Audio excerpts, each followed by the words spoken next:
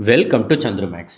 SSC exam, defence exam, railway exam படிச்சுட்டு இருக்கவங்களுக்கு ரொம்ப ரொம்ப முக்கியமான டாபிக் தான் வந்து காமன்வெல்த் கேம்ஸ்.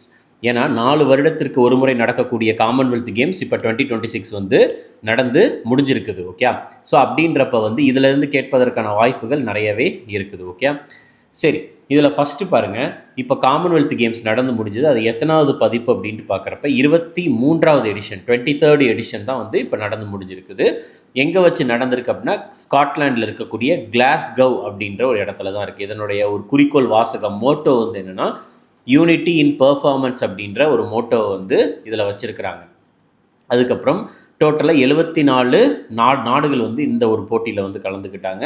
இதனுடைய சின்னம், இந்த காமன்வெல்த் கேம்ஸ் 2026 என்ன சின்னம் அப்படின்னா ஃபின்னி அப்படின்ற, ஃபின்னினா வந்து ஒரு யூனிகான், ஒற்றை கொம்புடைய ஒரு கற்பனை குதிரை, ரைட்டா? அதை தான் வந்து ஃபின்னி அப்படின்ட்டு அழைப்பாங்க. அதுக்கப்புறம் ஏன் ஃபின்னி அப்படின்னா இந்த ஃபின்னி தான் வந்து ஸ்காட்லாண்ட் இருக்குல்ல, ஸ்காட்லாண்டுடைய தேசிய விலங்கு. அதுக்கப்புறம் நம்ம இந்தியா சார்பாக யார் இந்திய கொடியை ஏந்திட்டு போனாங்க அப்படின்னா மீராபாய் சானு. அதுக்கப்புறம் இந்தியன் பேட்டன் பியரர், அதாவது இந்த பரேடப்பை, சரியா, பரேடப்பை வந்து ஒரு ஸ்டிக்கு மாதிரி கையில் வச்சுக்குவாங்கல்ல. ஸோ இந்தியா சார்பாக வந்து அந்த பேட்டன் எடுத்துகிட்டு போனது லவ்லினா போர்கோஹைன் அவங்க. ஓகே, ஸோ இப்போ 2026 நடந்திருக்கு. நான் 4 வருஷத்துக்கு ஒரு முறை நடக்கும்னு சொன்னேன்ல, அப்போ 2030 தான் அடுத்த வருஷம் நடக்கும். 2030 அடுத்த வருஷம் எங்கே வச்சு நடக்க போகுதுன்னா இந்தியாவில் தான், குஜராத்தில் அகமதாபாத்தில் வைத்து நடக்க போகிறது. ஸோ இப்போ 23வது பதிப்பு, 74 நாடுகள் கலந்துக்கிட்டாங்க. கிளாஸ்கோவில் நடந்துச்சு. யூனிட்டி இன் பர்ஃபார்மன்ஸ், ஃபின்னி, ஃப்ளாக் எடுத்துகிட்டு போனது மீராபாய் சானு, பேட்டன் எடுத்துகிட்டு போனது லவ்லினா போர்கோஹைன். அடுத்து நடக்க போகிறது அகமதாபாத்தில் நடக்க போகுது. ஓகே, ஸோ நான் அந்த சின்னம் சொன்னல, இதுதான் ஃபின்னி த யூனிகான் அப்படின்றது தான் என்னுடைய சின்னம். இந்த ஃபின்னி அப்படின்றது வந்து பார்த்துட்டிங்கன்னா ஒரு யூனிகான் தான் வந்து ஸ்காட்லாண்டினுடைய தேசிய விலங்கு. ஓகே, அது ஒரு கற்பனை குதிரை, ஒற்றை கொம்புடைய ஒரு கற்பனை குதிரை. சரி, இதில் நம்ம தெரிஞ்சுக்க வேண்டியது வந்து பார்த்துட்டிங்கன்னா ஒரு இதை ஞாபகம் வச்சுக்கோங்க. ஆசெங் கேனிஸ் அப்படின்றத ஞாபகம் வச்சுக்கோங்க. சரி, ஆசெங் கேனிஸ் அப்படின்ட்டு, அதாவது ஆஸ்திரேலியா, இங்கிலாந்து, கேனிஸ் கனடா, இந்தியா, அடுத்து ஸ்காட்லாண்ட். ஓகே, ஆஸ்திரேலியா, இங்கிலாந்து, கேனிஸ் அப்படின்னா கனடா, இந்தியா, ஸ்காட்லாண்ட். ஸோ எங்கே வச்சு நடந்தது அப்படின்னா ஸ்காட்லாண்டில் வச்சு தான் நடந்துச்சு. ஸோ ஸ்காட்லாண்ட் 5வது இடம், ரைட்டா? இந்தியா வந்து எத்தனாவது இடத்துல இருக்காங்க? 4வது இடத்துல இருக்காங்க. ஸோ அதுக்கப்புறம் முதல் 3 இடத்துல வந்து ஆஸ்திரேலியா, இங்கிலாந்து, அதுக்கப்புறம் கனடா, ரைட்டா? Australia, England, Canada. இதில் நம்மளுக்கு இந்தியா வந்து டோட்டலாக வந்து எத்தனை பதக்கங்கள் வந்து வாங்கியிருந்தாங்க அப்படின்னா மொத்தம் 39 மெடல் வந்து வாங்கியிருக்கிறாங்க. India 39 medal. ஸோ இதில் பாருங்கள், இதில் தெளிவாகவே இருக்குது. ஸோ இந்தியாவை பொறுத்த வரைக்கும் இந்தியா வந்து ஒரு 39 மெடல் வாங்கினாங்க. 13 கோல்டு, 17 சில்வர், 9 வந்து வெண்கல பதக்கம். இதில் வந்து ஆண்கள் வந்து 23 பதக்கங்களும், பெண்கள் வந்து 16 பதக்கங்களும் வாங்கியிருந்தாங்க. ஓகே, ஆண்கள் வந்து 5 கோல்டு, பெண்கள் வந்து 8 கோல்டு, டோட்டலாக 13 கோல்டு வந்து வாங்கினாங்க. இதில் இந்தியா சார்பாக எத்தனை பேர் கலந்துக்கிட்டாங்கன்னா ஒரு 122 பேர் வந்து 122 இந்திய அத்லெட்ஸ் வந்து இதில் கலந்துக்கிட்டாங்க. 8 ஜென்ரல் ஸ்போர்ட்ஸ்லேயும் ஒரு 5 பேரா ஸ்போர்ட்ஸ்லேயும் கலந்துக்கிட்டாங்க. பேரா ஸ்போர்ட்ஸ் அப்படின்றது மாற்றுத்திறனாளிகள் விளையாடக்கூடிய விளையாட்டு. ஓகே, ஸோ 8 ஜென்ரல் ஸ்போர்ட்ஸு, ஒரு 5 பேரா ஸ்போர்ட்ஸு. ஆனால் டோட்டலாக மெடல் அடித்தது அப்படின்னா ஒரு 6 ஸ்போர்ட்ஸில் மட்டும்தான் வந்து மெடல் வந்து அடிச்சிருந்தாங்க. ஸோ இதில் அத்லெட்டிக்ஸில் வந்து எந்த கோல்டுமே கிடையாது. அத்லெட்டிக்ஸில் எந்த கோல்டும் இந்தியா ஜெயிக்கலை. பட் ஆனால் ஒரு 5 சில்வரும் ஒரு 5 பிரான்ஸும் ஜெயித்தாங்க, ஒரு 10 மெடல். பேரா அத்லெட்டிக்ஸில், மாற்றுத்திறனாளிகளுக்கான அத்லெட்டிக்ஸில் வந்து 3 கோல்டு வந்து ஜெயிச்சிருக்கிறாங்க. அதுக்கப்புறம் ஒரு 3-2-1 ஞாபகம், 3-2-1. ஜூடோவில் வந்து 2-2-1. ஜூடோவை பொறுத்த வரைக்கும் ஒரு 2 கோல்டு, ஒரு சில்வர், ஒரு பிரான்ஸ்.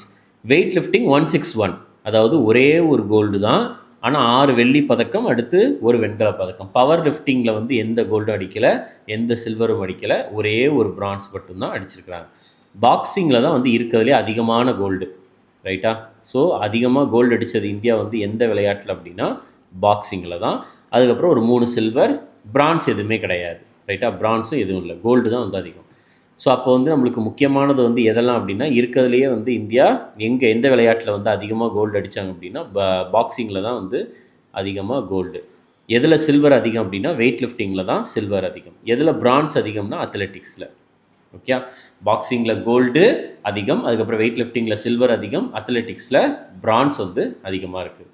ஸோ டோட்டலாக வந்து மெடல் ஜெயித்தது அப்படின்ட்டு பார்க்குறப்ப எந்த விளையாட்டில் அதிகமாக மெடல் ஜெயித்தாங்க அப்படின்னா அத்லெட்டிக்ஸ்லையும் அதுக்கப்புறம் பாக்ஸிங்லேயும். ஆனால் கோல்டு மூலியமாக வந்து அதிகமாக ஆனது வந்து பாக்ஸிங்கில் மட்டும்தான். ஏன்னா 7 கோல்டு 3 சில்வர் அப்படின்றது. ஓகே, மொத்தமாக வந்து ஒரு 13 கோல்டு, 17 சில்வர், 9 பிரான்ஸ், டோட்டலாக 39 மெடல் வந்து இந்தியா ஜெயிச்சிருந்தாங்க. அந்த 39 மெடலும் யார் யார் ஜெயித்தாங்க அப்படின்றத நம்ம ஃபோட்டோவோட சேர்த்து தான் வந்து நம்ம பார்க்க போகிறோம், ரைட்டா? ஏன்னா ஃபோட்டோ, அந்த பிக்சர் மெமரி அப்படின்றது ரொம்ப ரொம்ப முக்கியம். ஏன்னா ஃபோட்டோவை வச்சு பார்க்குறப்போ வந்து நம்மளுக்கு அது நம்ம மனதில் வந்து பதிவதற்கான வாய்ப்பு வந்து நிறையவே இருக்குது. சும்மா நம்மளுக்கு வந்து ஓகே இது இது இது அப்படின்ட்டு படிக்கிறத விட நம்ம ஃபோட்டோ வச்சு படித்தா இன்னும் கொஞ்சம் நல்லாயிருக்கும். ஓகே, சரி. இப்போ இதில் பாருங்கள், ஃபஸ்ட்டு மீராபாய் சானு அவர்களை பொறுத்த வரைக்கும் இவங்க வந்து வெயிட் லிஃப்டர், உமன்ஸ் 48 கிலோகிராம் கேட்டகரியில் கோல்டு மெடல் ஜெயிச்சிருக்கிறாங்க. ஓகே, அடுத்தது ஷர்மிளா தங்கர் அவர்கள். ஷர்மிளா தங்கர் பேரா அத்லெட்டிக்ஸில் உமன்ஸ் ஷார்ட் புட்டில் F57. இதில் எஃப் அப்படின்றது வந்து ஃபீல்டு ஈவெண்ட்டை குறிக்கும், ரைட்டாக? எஃப்னா ஃபீல்டு ஈவெண்ட். F57 கேட்டகரியில் வந்து கோல்டு மெடல் ஜெயிச்சிருந்தாங்க. அதுக்கப்புறம் ஜாந்து குமார் பேரா பவர் லிஃப்டிங் மென்ஸ் ஹெவி வெயிட்டில் வந்து பிரான்ஸ் மெடல் ஜெயிச்சிருக்கிறாங்க. ஓகே, அடுத்தது முத்துப்பாண்டி ராஜா. இவங்க வெயிட் லிஃப்டிங் ஸ்போர்ட்ஸில் மென்ஸ் 65 கிலோகிராம் கேட்டகரியில் சில்வர் மெடல். அதுக்கு அடுத்தது கியானேஸ்வரி யாதவ், வெயிட் லிஃப்டிங் ஸ்போர்ட்ஸில் உமன்ஸ் 53 கிலோகிராம் கேட்டகரியில் சில்வர் மெடல். அடுத்து பிந்தியாராணி தேவி வெயிட் லிஃப்டிங்கில் உமன்ஸ் 58 கிலோகிராம் கேட்டகரியில் bronze. So Gyaneshwari Yadav 53 kilogram category, Bindyarani Devi வந்து உமன்ஸ் 58 கிலோகிராம் கேட்டகரி. அடுத்து சர்வேஷ் குஷாரே அத்லெட்டிக்ஸ் போட்டியில் மென்ஸ் ஹை ஜம்ப் கேட்டகரியில் சில்வர் மெடல்.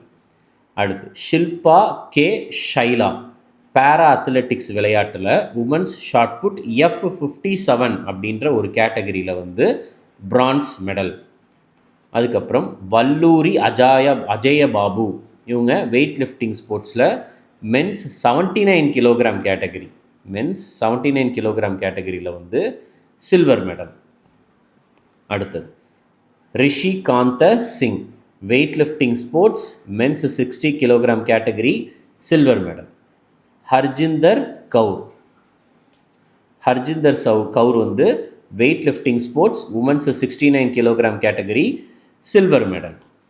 அடுத்து Kulveer Singh athletics sports men's 10,000 metre, அதாவது ரன்னிங் ரேஸ், இதில் வெள்ளிப்பதக்கம். அடுத்தது முரளி ஸ்ரீசங்கர் அத்லெட்டிக்ஸில் மென்ஸ் லாங் ஜம்ப் அப்படின்ற ஒரு கேட்டகரியில் வந்து பார்த்துட்டிங்கன்னா சில்வர் மெடல். திலீப் காவித் பேரா athletics event men's 100 metre T47 அப்படின்ற ஒரு கேட்டகரியில் கோல்டு மெடல். அடுத்தது முகமது பேசிலை பொறுத்த வரைக்கும் பேரா athletics sports men's 100 metre T47 அப்படின்ற ஒரு category, silver medal. Next Lovepreet Singh weightlifting ஸ்போர்ட்ஸில் மென்ஸ் ப்ளஸ் 110 அப்படின்ற ஒரு கேட்டகரியில் வந்து வெள்ளிப்பதக்கம். அடுத்தது சீமா கலி ராம்னா அத்லெட்டிக்ஸ் ஸ்போர்ட்ஸ், அத்லெட்டிக்ஸில் வந்து உமன்ஸ் டிஸ்கஸ் த்ரோ அப்படின்ற ஒரு கேட்டகரியில் பிரான்ஸ் மெடல்.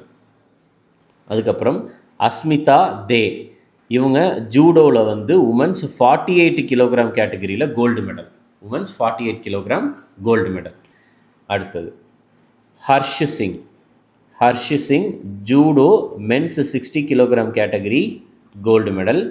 யாமினி மௌரியா அதே ஜூடோ உமன்ஸ் 57 கிலோகிராம் கேட்டகரி, இவங்க சில்வர் மெடல்.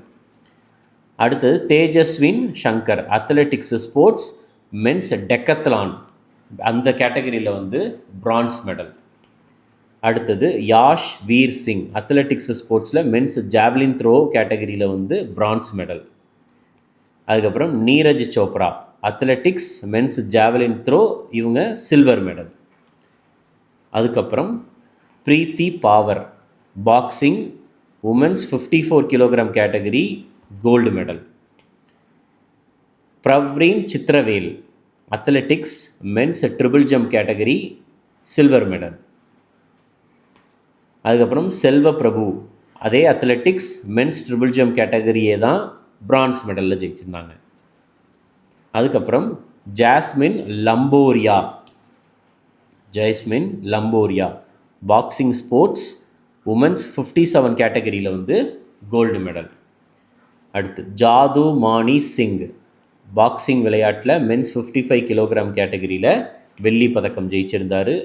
சுபம் ஜுயால் பேரா அத்லெட்டிக்ஸில் மென்ஸ் ஷார்ட் புட் F57 அப்படின்ற ஒரு கேட்டகரியில் இவர் ஒரு வெள்ளி பதக்கம் ஜெயிச்சிருந்தார்.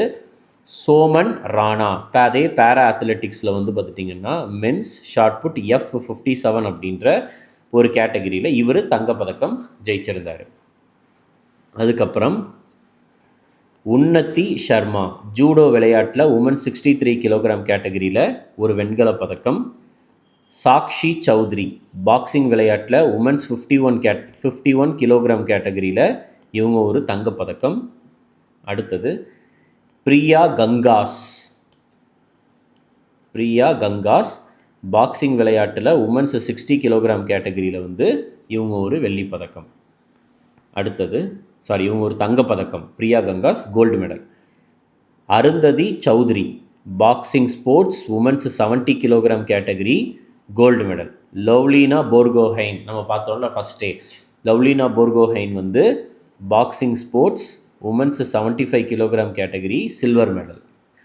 அடுத்து Sachin Siwach boxing sports men's 60 kilogram category gold medal. அடுத்து அன்குஷ் பங்கால்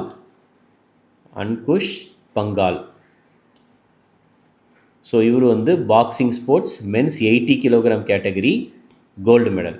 நரேந்தர் பெர்வால் பாக்ஸிங்லேயே மென்ஸ் +90 அப்படின்ற ஒரு கேட்டகரியில் சில்வர் மெடல் ஜெயிச்சிருந்தார். அதுக்கப்புறம்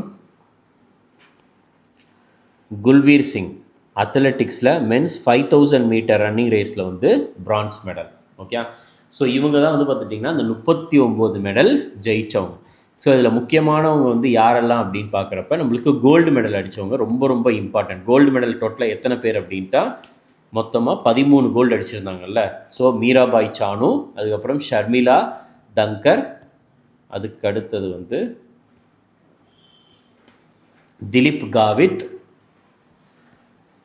அஸ்மிதா தே, ஹர்ஷ் சிங், பிரீத்தி பவார், ஜாஸ்மின் லம்போரியா, சோமன் ராணா, சாக்ஷி சௌத்ரி, பிரியா கங்காஸ், அருந்ததி சௌத்ரி, சச்சின் சிவாச், அன்குஷ் பங்கால், இவங்க இந்த 13 பேர் தான் வந்து கோல்டு மெடல் ஜெயிச்சிருந்தாங்க. ரைட்டா?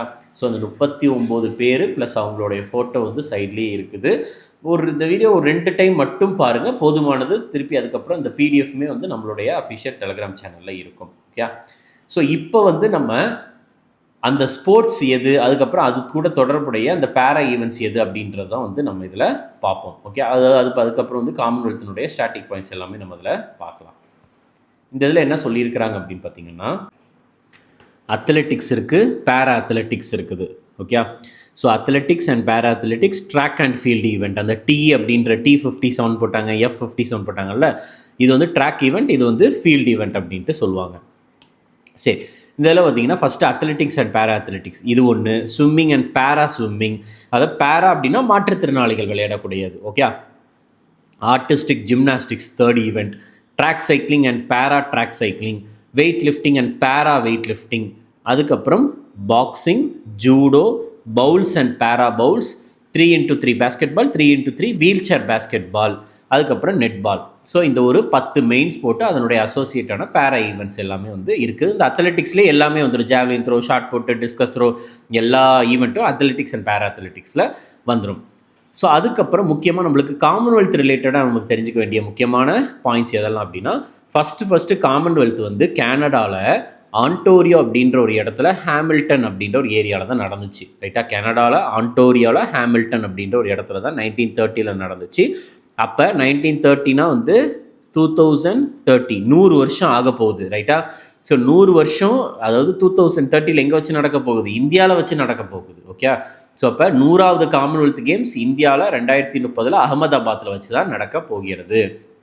ஸோ காமன்வெல்த் கேம்ஸ் வந்து ஒலிம்பிக் மாதிரி எல்லா 4 வருஷத்துக்கு ஒரு தடவை வந்து நடக்கும். ஃபஸ்ட்டு காமன்வெல்த் கேம்ஸுக்கு பிரிட்டிஷ் எம்பையர் கேம்ஸ் அப்படின்ற பெயர் தான் வந்து இருந்துச்சு. 1978 தான் வந்து காமன்வெல்த் கேம்ஸ் அப்படின்ட்டு பெயர் மாற்றம் செய்யப்பட்டது. ரைட்டா, Commonwealth name change to Commonwealth games. சரி, இந்த இதில் இந்த காமன்வெல்த்தினுடைய ஹெட் குவார்ட்டர்ஸ் வந்து எங்கே அமைந்திருக்குது அப்படின்னா யுனைடெட் கிங்டமில் இருக்கக்கூடிய லண்டனில் தான் வந்து அமைந்திருக்கு. ஓகே, அதுக்கப்புறம் இந்தியா எப்போ ஃபஸ்ட்டு இந்த கேம்ஸில் கலந்துக்கிட்டாங்கன்னா 1934. அப்போ ஃபஸ்ட் எடிஷன் முடிஞ்சு செகண்ட் எடிஷனில் தான் வந்து இந்தியா கலந்துக்குச்சு. இந்த செகண்ட் எடிஷன் எங்கே வச்சு நடந்துச்சுன்னா லண்டனில் வச்சு நடைபெற்றது. இந்தியா சார்பாக ஃபஸ்ட்டு இண்டிவிஜுவல் கோல்டு மெடல் அடித்தது யார் அப்படின்னா மில்கா சிங். 440 யார்ட்ஸ் ரனில் வந்து அடித்தாங்க 1958 கார்டிஃபில் நடந்த கேம்ஸில். 1958, அதாவது ஒரு யார்டு அப்படின்றது வந்து பார்த்துட்டிங்கன்னா 3 ஃபீட்டு ரைட்டா. அப்போ 43 யார்டு 440 வந்து இன்ட்டு 3 போட்டுக்கோங்க. ஓகே, ஸோ ஒரு யார்டுனா 3 ஃபீட்டு, அதாவது 36 இன்ச் கிட்ட வரும். So Milkha Singh first woman to get the gold in Commonwealth Games யார் அப்படின்னா அமிதா மாலிக் ஸ்விம்மிங்கில். ரைட்டா, ஃபஸ்ட்டு இந்தியன் உமன் வந்து யார் அப்படின்னா இந்தியா சார்பாக வந்து கோல்டு மெடல் அடித்தது அமிதா மாலிக் ஸ்விம்மிங் ஸ்போர்ட்ஸில். அதுக்கப்புறம் இதுக்கு முன்னாடி சரியா நம்ம காமன்வெல்த் எப்போ நடத்தியிருக்கிறோம், அதாவது 2030 இப்போ நடத்த போகிறோம். அதுக்கு முன்னாடி எப்போ நடத்தினோன்னா 2010 வந்து நியூ டெல்லியில் வச்சு நடந்துச்சு. ரைட்டா, 2010 நியூ டெல்லியில் வச்சு இந்தியா நடத்தினாங்க. ஸோ இப்போ இந்த காமன்வெல்த் 2026 காமன்வெல்த்தில் முக்கியமாக நடந்த நிகழ்வுகள் நம்ம ஆல்ரெடி பார்த்ததெல்லாம் இதில் வந்து இருக்கும். ஜஸ்ட் ஒரு ரிவிஷனுக்காக தான் நான் இதில் இன்க்ளூட் பண்ணியிருக்கேன். ஓகே, ஸோ இந்தியா வந்து எத்தனாவது முடிச்சிருக்காங்க, 4th இதில் முடிச்சிருக்கிறாங்க. ரைட்டா, இந்தியா 4th. யங் கேன்னிஸ் அப்படின்ட்டு பார்த்தோம்னா ஆஸ்திரேலியா, இங்கிலாந்து, கனடா, இந்தியா, அதுக்கப்புறம் ஸ்காட்லாண்ட் அப்படின்ட்டு. ஸோ இந்தியா டோட்டலாக 39 மெடல், 13 கோல்டு, 17 சில்வர், 9 பிரான்ஸுன்னு ஜெயிச்சிருந்தாங்க. ஆஸ்திரேலியா தான் வந்து டாப் பொசிஷனில் வந்து இருக்கிறாங்க. ஆஸ்திரேலியா ஜெயித்த மெடல் வந்து 171 மெடல், 70 கோல்டு, 45 சில்வர், 56 பிரான்ஸ் அப்படின்ட்டு. இதனுடைய சின்னம் வந்து என்னென்னா ஃபின்னி அப்படின்றது தான் 23வது காமன்வெல்த் கேம்ஸ்க்கு சின்னமாக இருக்குது. ஸோ ஃபின்னி அப்படின்றது வந்து என்னென்னா ஒற்றை கொம்புடைய ஒரு கற்பனை குதிரை. ஸோ அது இந்த கற்பனை குதிரை தான் நேஷ்னல் அனிமல் ஆஃப் ஸ்காட்லாண்டாக வந்து இருக்குது. இந்தியா சார்பாக இந்த 2026 காமன்வெல்த்தில் இந்தியாவினுடைய ஃபஸ்ட்டு கோல்டு மெடலை யார் ஜெயித்தாங்கன்னா வெயிட் லிஃப்டரான மீராபாய் சானு அவர்கள் தான் வந்து இந்தியாவினுடைய ஃபஸ்ட்டு கோல்டு மெடலை இந்த 2026 காமன்வெல்த் கேம்ஸில் வந்து ஜெயிச்சு கொடுத்தாங்க. ஓகே, ஸோ அதுக்கப்புறம் வேறு முக்கியமான பாயிண்ட் எதெல்லாம் அப்படின்னா ஓகே, ஸோ அதுக்கப்புறம் இந்தியன் பேரா ஷார்ட் புட்டரான ஷர்மிளா தங்கர் அவங்க வந்து பார்த்துட்டிங்கன்னா கோல்டு மெடல் ஜெயிச்சிருந்தாங்க உமன்ஸ் ஷார்ட் புட் F57 ஈவெண்ட்டில். ஸோ இதை ஜெயிப்பதன் மூலியமாக பேரா அத்லெட்டிக்ஸ் ஈவெண்ட்டில் வந்து கோல்டு மெடல் ஜெயித்த ஃபஸ்ட்டு இந்தியன் ஆத்லெட் வந்து யார் அப்படின்னா இந்த ஷர்மிளா தங்கர் அவர்கள் தான். Okay, first Indian athlete to win a gold medal in para athletics event. சரியா, ஃபஸ்ட்டு டைம் வந்து ஜெயிச்சிருக்காங்க. அதனால் இவங்க பேர் வந்து முக்கியம். எப்போவுமே இந்த ஃபஸ்ட் அப்படின்ட்டு வர நேம்ஸ் எல்லாமே வந்து ஞாபகம் வச்சுக்கோங்க. அதுக்கப்புறம் இந்தியன் அத்லெட்டான பிந்தியாராணி தேவி சோரோ காய்பம் இவங்க வந்து பிரான்ஸ் மெடல் வந்து ஜெயிச்சிருந்தாங்க. எந்த ஈவெண்ட்லன்னா உமன்ஸ் 58 கிலோகிராம் வெயிட் லிஃப்டிங் ஈவெண்ட்டில். அதுக்கப்புறம் இந்த அஃபிஷியல் காமன்வெல்த் ஃப்ளாக், அதுக்கப்புறம் ஹாஸ்ட் பேட்டான் எல்லாத்தையுமே வந்து இந்த க்ளோசிங் செரமனியில் தான் வந்து கொடுத்துருக்குறாங்க. ஓகே, க்ளோசிங் செரமனி வந்து யார்கிட்ட கொடுத்துருக்குறாங்க அப்படின்னா அகமதாபாத், அதாவது இந்தியா கிட்ட. ஸோ 2030 வந்து எங்கே வச்சு நடக்க போகுதுன்னா அகமதாபாத்தில் வச்சு தான் நடக்க போகுது. இந்த 2026 காமன்வெல்த்தில் இந்தியன் ஃப்ளாக் பியரர் யார் அப்படின்னா மீராபாய் சானு அவர்கள் தான். இதுவே பேட்டன் பியரர் வந்து யார் அப்படின்னா லவ்லினா பார்கோஹைன், இந்தியாவினுடைய பேட்டன் பியரர் லவ்லினா பார்கோஹைன். அதுக்கப்புறம் ஞானேஸ்வரி யாதவ் இவங்க வந்து வெயிட் லிஃப்டர். ஓகே, இவங்க வந்து வெயிட் லிஃப்டர். இவங்க சில்வர் மெடல் ஜெயிச்சிருந்தாங்க உமன்ஸ் 53 கிலோகிராம் வெயிட் லிஃப்டிங் கேட்டகரியில். அதுக்கப்புறம் அத்லெட் ராஜா முத்துப்பாண்டி அவர்கள் சில்வர் மெடல் ஜெயிச்சிருந்தாங்க மென் 65 கிலோகிராம் வெயிட் லிஃப்டிங் கேட்டகரியில். அதுக்கப்புறம் இந்தியன் அத்லெட்டான ரிஷிகந்தா சிங் சாம்பம் இவங்க சில்வர் மெடல் ஜெயிச்சிருந்தாங்க மென் 60 கிலோகிராம் வெயிட் லிஃப்டிங் கேட்டகரியில். அதுக்கப்புறம் திலீப் மகாது காவித் இவங்க தான் வந்து பார்த்துட்டிங்கன்னா பேரா ட்ராக் அதாவது ரன்னிங் ஈவெண்ட்டில் கோல்டு மெடல் ஜெயித்த முதல் இந்தியன் மேல் பேரா அத்லெட் இவங்க தான். சரியா? ஃபர்ஸ்ட் இந்தியன் மேல் பேரா அத்லெட் வந்து gold medal para track track ஈவெண்ட்டில் ஜெயித்த முதல் நபர் யார்? திலீப் மஹது காவித். அதுக்கப்புறம் Indian weightlifter Lovepreet Singh அவர்கள் சில்வர் மெடல் ஜெயிச்சிருந்தாங்க mens plus 110 category weightlifting கேட்டகரியில். நீரஜ் சோப்ரா அவர்கள் சில்வர் மெடல் ஜெயிச்சிருந்தாங்க மென்ஸ் ஜாவ்லின் த்ரோ ஈவெண்ட்டில். அதுக்கப்புறம் Yashveer Singh bronze medal 85.4 meters போட்டு ஃபஸ்ட்டு டைம் வந்து இவங்க பிரான்ஸ் மெடல் ஜெயிச்சிருக்கிறாரு, பிரான்ஸ். அடுத்தது அஸ்மிதா தேயை பொறுத்த வரைக்கும் உமன்ஸ் 48 கிலோகிராம் ஜூடோ கேட்டகரியில் கோல்டு மெடல் ஜெயிச்சு first Indian woman to win a gold medal. ரைட்டாக நல்லா தெரிஞ்சுக்கோங்க, ஜூடோ கேட்டகரியில் கோல்டு மெடல் ஜெயித்த முதல் இந்திய பெண் யாருன்னா அஸ்மிதா தே அவர்கள் தான். அதுக்கப்புறம் பாக்ஸரான ஜெய்ஸ்மின் லம்போரியா இவங்க கோல்டு மெடல் ஜெயிச்சிருந்தாங்க 57 கிலோகிராம் வெயிட் கேட்டகரியில், உமன்ஸ் 57 கிலோகிராம் வெயிட் கேட்டகரி. அதுக்கப்புறம் வந்து கிட்டத்தட்ட இந்தியா வந்து பாக்ஸிங்கில் மட்டுமே 7 கோல்டு மெடல் ஜெயிச்சிருக்காங்க. அதிகமான கோல்டு ஜெயிச்சது பாக்ஸிங்கில் தான். ஓகே, ஸோ இந்த 2026 23வது காமன்வெல்த் கேம்ஸ் எங்கே வச்சு நடந்துச்சுன்னா ஸ்காட்லாண்டில் இருக்கக்கூடிய கிளாஸ்கோவில் வைத்து தான் நடந்துச்சு. ஓகே, அதுக்கப்புறம் இந்தியாவினுடைய முதல் கோல்டு மெடல் எந்த ஸ்போர்ட்ஸில்? ஜூடோவில் ஜெயித்தது வந்து யார் அப்படின்னா அஸ்மிதா தே அவர்களும் ஹர்ஷ் சிங் அவர்களும் தான். அதுக்கப்புறம் வந்து அதே ஜூடோ ஈவெண்ட்டில் இந்தியாவுக்கு சில்வர் மெடல் வாங்கி கொடுத்தது வந்து யார் அப்படின்னா, இந்தியாவுக்கு சில்வர் மெடல் வாங்கி கொடுத்தது யாமினி மௌரியா. அதுக்கப்புறம் இந்தியன் அத்லெட்டான குல்வீர் சிங் அவர்கள் வந்து men's 5000 metre running race 10,000 metre running race இந்த இரண்டுலேயுமே வந்து பார்த்துட்டிங்கன்னா மெடல் எடுத்து சாதனை படைத்திருக்கிறார். ஓகே, அதுக்கப்புறம் இந்த விளையாட்டில் வந்து 2026 காமன்வெல்த் கேம்ஸில் சார்லி க்ளோஸ் அப்படின்றவங்க 21 மெடல் ஜெயிச்சு அவங்க வந்து ஹையஸ்ட்டு அதிகமாக மெடல் வாங்கினவங்க அப்படின்ற ஒரு பெயர் பெற்றிருக்காங்க. அடுத்து இந்த காமன்வெல்த் கேம்ஸில் வந்து டேவிட் டிக்சன் அப்படின்ற ஒரு அவார்டு கொடுப்பாங்க, அதை வந்து மெலனி வுட்ஸ் அவர்களுக்கு வழங்கியிருக்கிறாங்க. ஸோ ஃபஸ்ட்டு என்னாச்சு அப்படின்னா வந்து இந்த 2026 காமன்வெல்த் கேம்ஸ் வந்து ஆஸ்திரேலியாவில் இருக்கக்கூடிய விக்டோரியா அப்படின்ற ஒரு இடத்துல வச்சு நடக்கிறதா இருந்துச்சு. பட் ஆனால் அது வந்து ஆஸ்திரேலியா என்ன பண்ணிட்டாங்க, நாங்கள் நடத்த முடியாது அப்படின்ட்டு திருப்பி பின்வாங்கிட்டாங்க, ஏன்னா அதிகமாக செலவாகிறது அப்படின்றதுனால. அதுக்கப்புறம் இந்த 2026 காமன்வெல்த் கேம்ஸில் 2 நாடுகள் வந்து புதுசாக கலந்துருக்குறாங்க. ரைட்டாக, கேபன் அப்படின்ற ஒரு நாடும் டோகோ அப்படின்ற ஒரு புதுசாக இருக்கக்கூடிய 2 நாடுகள் வந்து ஃபஸ்ட் டைம் கலந்துக்கிட்டாங்க. அதுக்கப்புறம் வந்து சோமன் ராணா அப்படின்றவர் வந்து இந்தியா சார்பாக கோல்டு மெடல் அடித்தார். எப்போனா men's field event 57 shot put ஈவெண்ட்டில் கோல்டு மெடல் ஜெயிச்சு கொடுத்தாரு. அதுக்கப்புறம் இந்த காமன்வெல்த்தில் முக்கியமாக ஒரு விளையாட்டு இருக்குது, என்னென்னா காமன்வெல்த் மைல் அப்படின்ட்டு அந்த விளையாட்டை வந்து சொல்லுவாங்க. ரைட்டா, நல்லா தெரிஞ்சுக்கும். இந்த காமன்வெல்த் மைல், அதாவது இந்த காமன்வெல்த் மைல் அப்படின்னா நார்மலாக ஒரு மைல் அப்படின்றது வந்து 1600 மீட்டர், அதை தான் வந்து காமன்வெல்த் மைல் அப்படின்ட்டு சொல்லுவாங்க. ஸோ இந்த காமன்வெல்த் மைல் அப்படின்ற இந்த ஒரு ஈவெண்ட் வந்து 1966 வந்து என்ன பண்ணிட்டாங்க, கேன்சல் பண்ணிட்டாங்க. பட் ஆனால் கிட்டத்தட்ட ஒரு 60 வருஷம் கேப்புக்கு அப்புறம் வந்து இந்த ஒரு ஈவெண்ட் வந்து பார்த்துட்டிங்கன்னா 2026 காமன்வெல்த் கேம்ஸில் நடத்தியிருக்கிறாங்க. ரைட்டாக, காமன்வெல்த் மைல் அப்படின்ட்டு சொல்லுவாங்க. ஏன்னா இந்த ஒரு மைல்னா 1600 மீட்டர், இந்த காமன்வெல்த் மைல் அப்படின்ற ஒரு ஈவெண்ட்டை ரீப்ளேஸ் பண்ணி 1500 மீட்டர் ரன்னிங் ரேஸ்ன்னு வச்சாங்க. பட் ஆனால் இந்த டைம் வந்து காமன்வெல்த் மைல் அப்படின்னு 60 வருஷம் கழிச்சு இந்த ஒரு விளையாட்டை வந்து வச்சிருக்கிறாங்க. ஓகே, ஸோ இதுதான் வந்து நம்மளுக்கு இந்த காமன்வெல்த் 2026 பொறுத்த வரைக்கும் முக்கியமான பாயிண்ட்ஸு. ஸோ இந்த வீடியோ ஒரு 2 டைம் பாருங்கள், இந்த ஸ்டாட்டிக் டாபிக் எல்லாமே பாருங்கள், இதிலிருந்து மட்டும்தான் கேள்விகள் வரும். ஸோ ரிவிஷன் பண்ணுங்கள், இதுக்கான கொஸ்டின்ஸ் எல்லாத்தையுமே டெஸ்ட் போடுங்க, போதுமானது. Okay, thank you.